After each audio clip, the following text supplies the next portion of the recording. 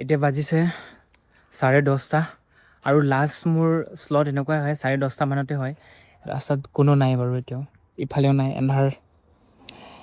ইয়াত থৈ লৈছোঁ এইটো বেগটো আৰু যাবলৈ ধৰিছোঁ ৰুমলৈ। আজি কেলৈ দেৰি হ'ল মানে ৰাস্তাত মানে এই বেগটো মানে অকণমান কাৰোবাৰ লাগি গৈছিলে অকণমান, তাৰপিছত তাতে অকণমান কথা বতৰা পাতিবলগীয়া হ'ল ৰাস্তাত ছাইডত থাকি কিনে অকণমান মানে দুখ পালে চাগে।